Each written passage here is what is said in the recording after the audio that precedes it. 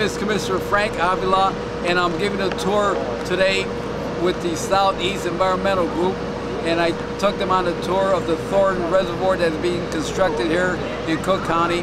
And right now we're on a construction site viewing a shaft where they're looking at how, and they're looking down the shaft where they're seeing how they're building this deep tunnel to connect to the Thornton Reservoir.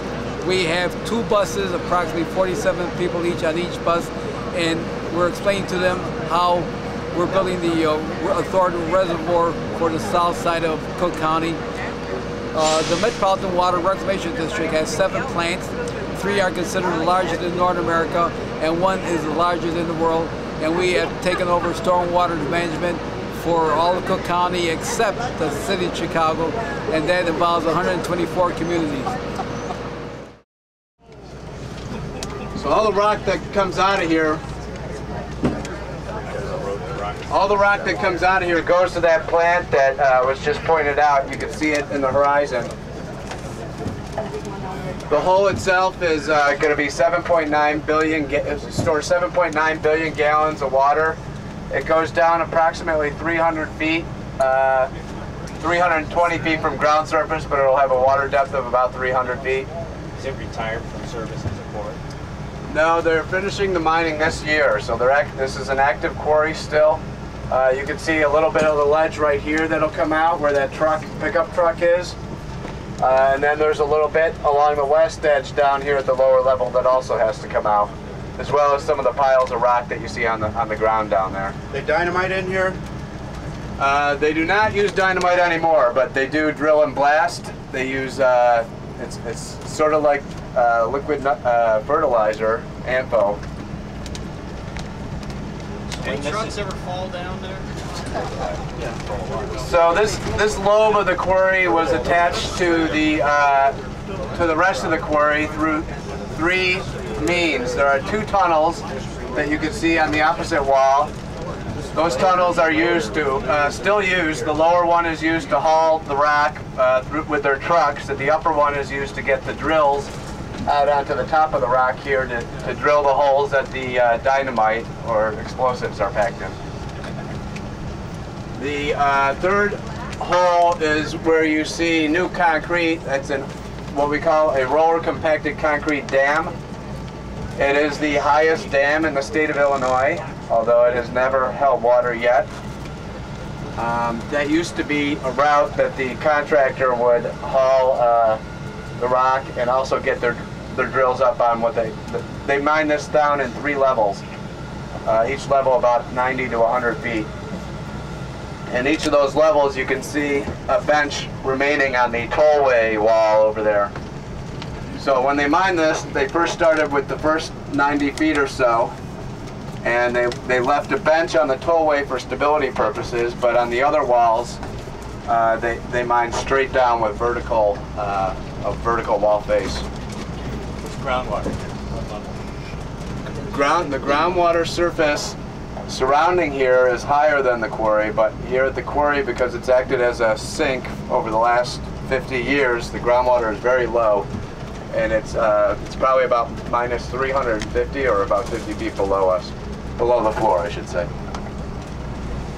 Is that collection there from rainwater?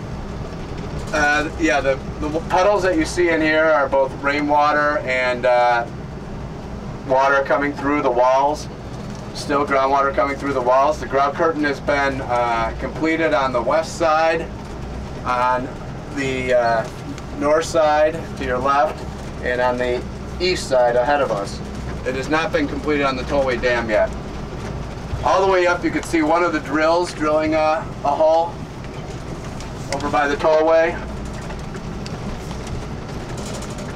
The drill holes are inclined at about a 15-degree angle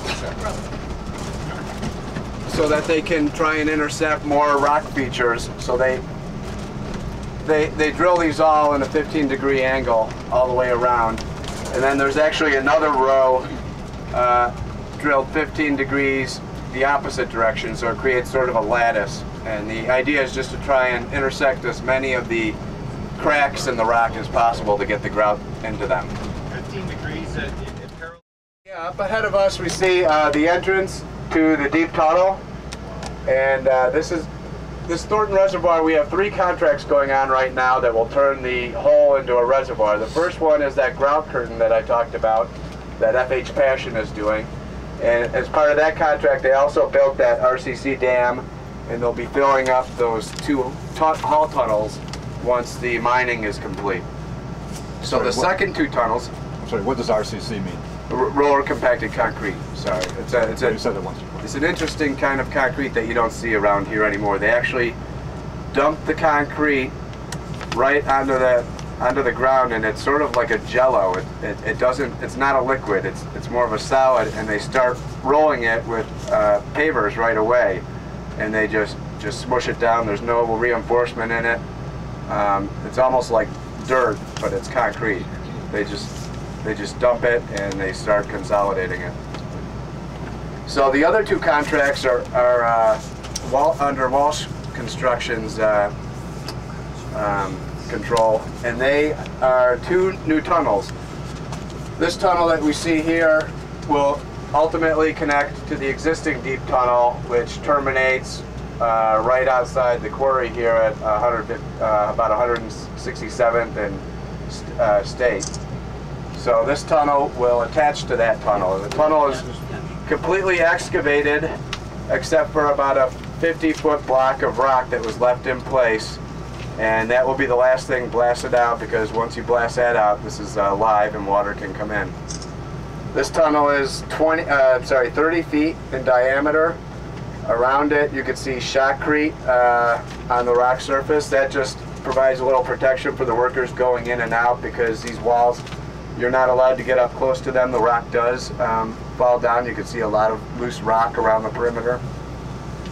So above the shotcrete, you may be able to see it, but as we get closer, you'll see rock bolts.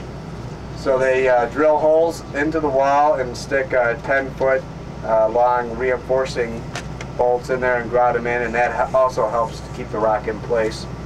And then there's chain link mesh, which you'll see on highways as well when you go through the mountains. It just tries to keep any rock that does fall close to the wall and not fall out onto somebody.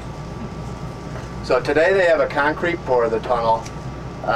They pour, that's what all these trucks are here for. They pour about 30-foot length of the tunnel in one day. So they'll pour concrete for a 30-foot diameter and about a 30-foot length as well, and the concrete is 1-foot thick walls that they're pouring. Yeah, you need a lot of safety equipment.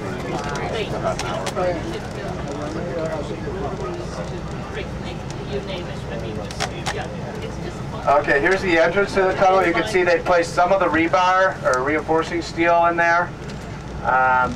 And the concrete that they're pouring is back about, it's about 950 feet back. They're starting at the other end with the concrete, and they're working their way out to this end. So this is really just the second section that they're pouring today. They poured the first section about a week ago. So it's all done. So it's all blasted, and they're just pouring. Now, what I didn't mention is about 900 feet in is a giant shaft that's 90 feet in diameter that goes from the surface down to the tunnel. And in that shaft there will be 4 gates. Those gates will be used to control flow into and out of the reservoir.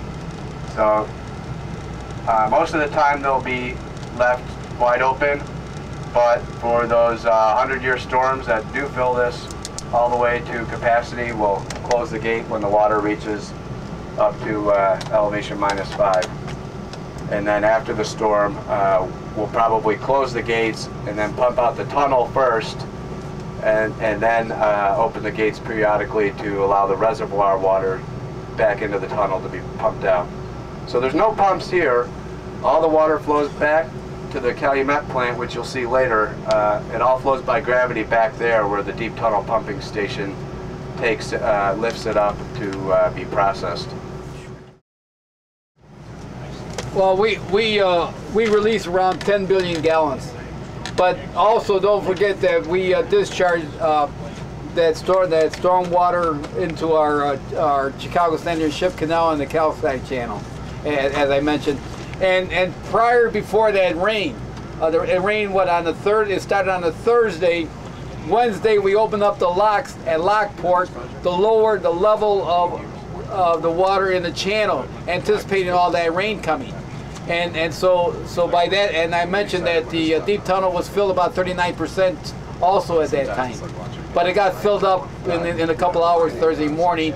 But we were discharging all that water into this plain. So we'll have the 17, once all these reservoirs are built, McCook, the first stage of McCook will be completed in 2017. It'll hold about another 3 billion gallons.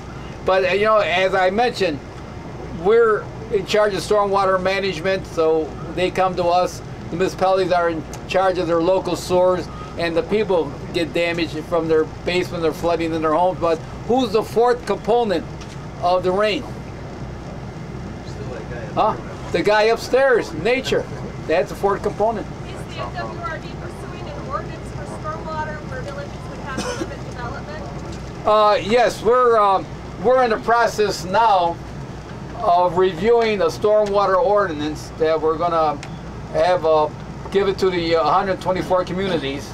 They're going to look at it, and then we're probably going to vote on it in the board this year. And then once we have the stormwater ordinance, and that's phase one. We're going to phase one was our watershed designs, and that was phase one. That's completed. Our stormwater ordinance is going to be voted on, and then we're going to go into phase two, where we're in charge of stormwater management with the 124 communities except Chicago. They're in charge of their own stormwater management, but we work very closely with them. And in phase two, we're going to work with all the communities, and we have about $75 million, and we're going to select and hire consultants to work with the communities to see what we could solve, how to solve their problem. And you know, don't forget, we took over stormwater management in 2004.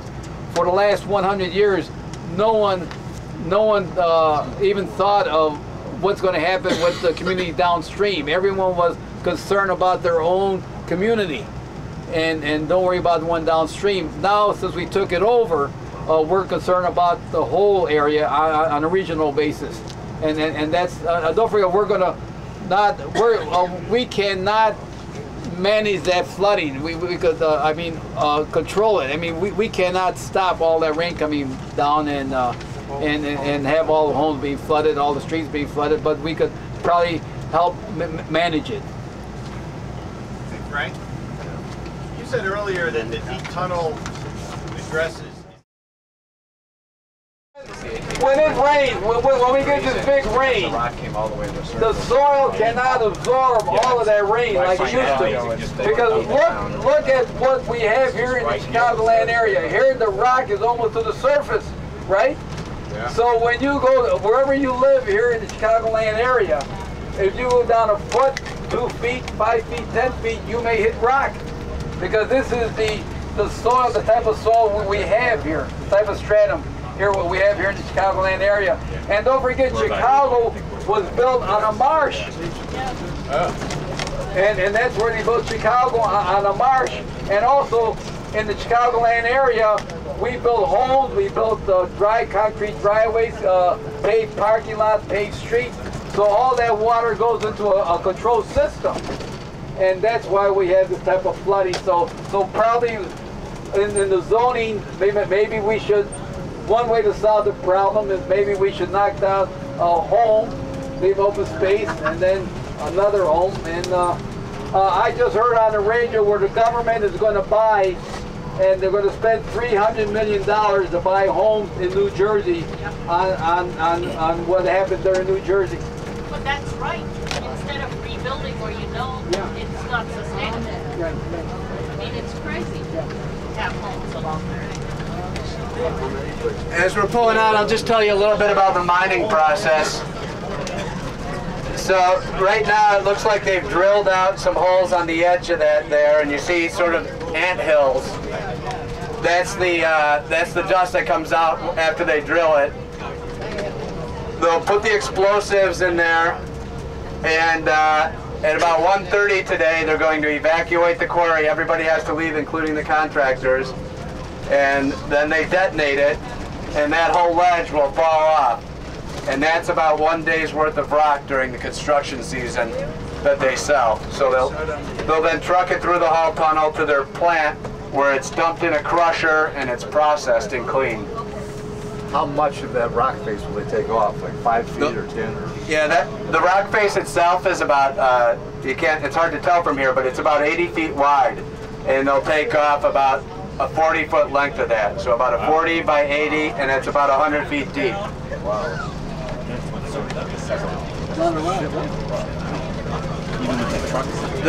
There are about 500 trucks per day that leave the quarry with stone that they take out to construction sites. 500? 500. Hey, Kevin, Yes. do the blasts ever get old? Is it still fun to watch? It is a lot of fun still. I think for these guys it gets old, but for me, I'm not out here that often. For me, it's a lot of fun still. Certainly for the homeowners that live around here, it gets old. Do you anticipate odor complaints from the surrounding communities when this fills up?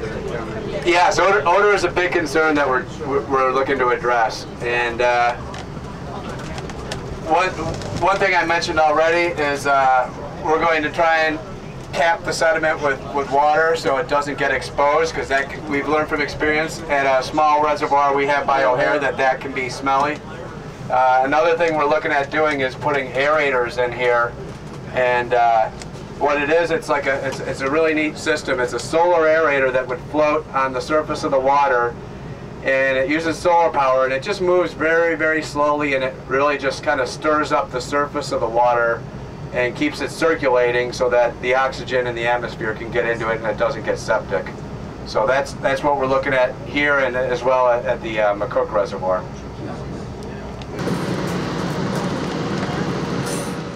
The total capacity of our tunnel down here at the Calumet area is 636 million gallons of water. It's divided between two sections of the tunnel. GS1 is a roller gate that's designed to separate the tunnel so that we can have increased pumpage on the Torrance side. We name each of our sections as they did them throughout the years, from 1980 until just recently. The Torrance side of the tunnel can store 136 million gallons of water. It's connected to two pump stations, 95th Street Pump Station and 122nd Street Pump Station. While those stations are in service during a rain event, there are spillways leading to drop shafts that go to the deep tunnel. Those drop shafts connect to the Torrance side of the tunnel, which is shut with the GS1 roller gate during a rain event, so that we can prolong the amount of time that we can go into the tunnel with any particular rain event. The Calumet pumping station has 4 interceptors. Interceptors are main sewers. The easiest way to explain how a sewage treatment plant works is to think about a tree. Everything flows into one. All the sewers in the south suburbs, South Chicago and east side of Chicago flow into the Calumet pump station, which is right next door. The 4 major interceptors that we have are the Blue Island Interceptor, the South Park Interceptor, the Harvey Interceptor, and the low-level interceptor that goes through Calumet City, Lansing, and Linwood. When those interceptors reach a certain level during a rain event, we have drop shafts that are connected to each one of the sewer systems or the interceptors at a certain elevation and drops down into the deep tunnel. So times when we have high pump rates during rain events, those sewers will reach an elevation where they actually dump down into the deep tunnel. Also at our 3 pump stations. When the elevation in TARP has reached a level where we can't process it anymore, or we can't pump it out as fast as it's coming in, there's a relief point on 127th and Pulaski called 18E. There are 3 roller gates there, size 8 by 10 feet. When TARP reaches a certain elevation, it'll flow into the river automatically without any intervention. If the storm water increases to a point where the interceptors can't handle the water anymore, a relief point just west of this location is 125th Street Pumping Station. 125th Street Pumping Station is the original pumping station for this area. It was built in 1919. There are 3 storm pumps there, capacity of 175 million gallons per pump.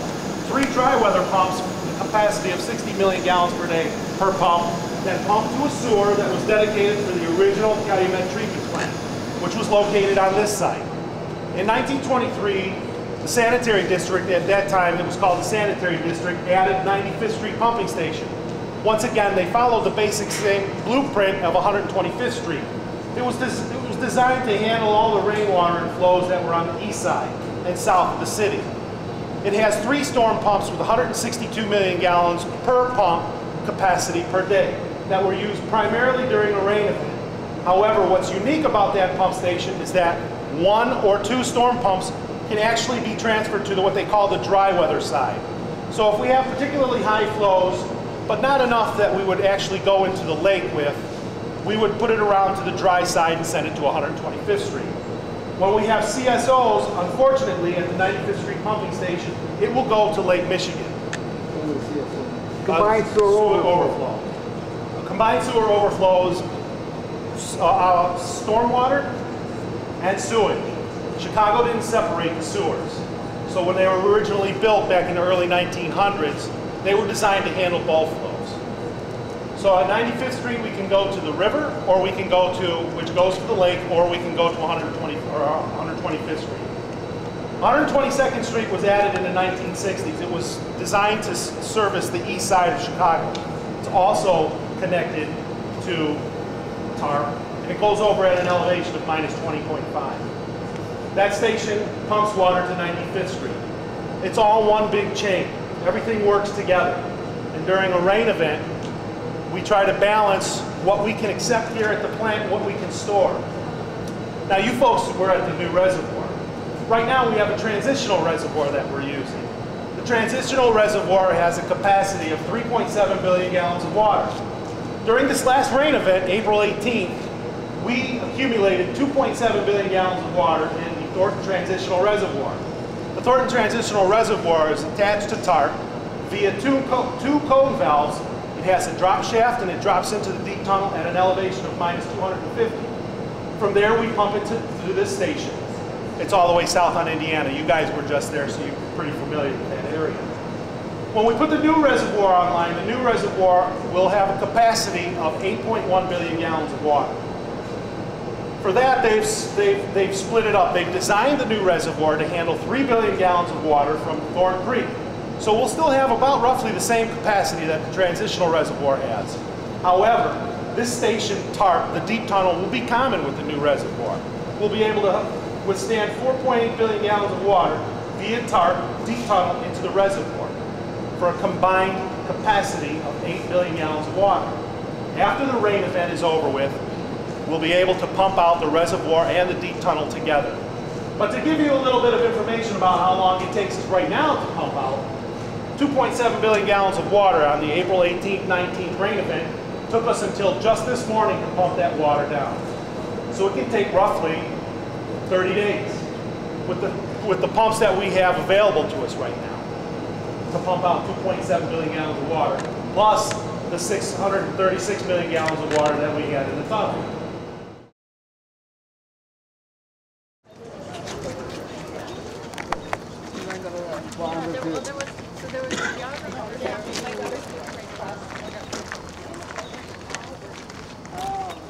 We have roughly 20, so maybe the first 10 go down first. Can you fit? We have 20, Earl. Okay. How many do you get at a time? We can get about 10 in there. Watch the step.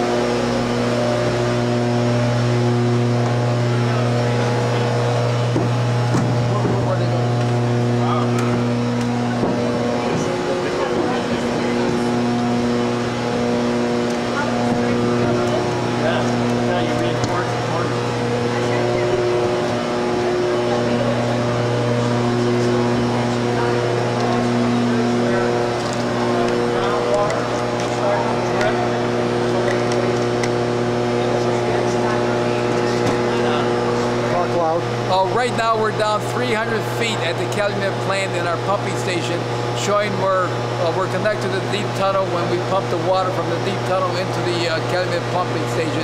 At the present time, they're turned off because of the noise, and we're having a tour going on right now. And so we're here at one of the 3 largest plants in North America. The Calumet pumping station can handle about 500 million gallons wastewater, but we do average about 300 million gallons a day.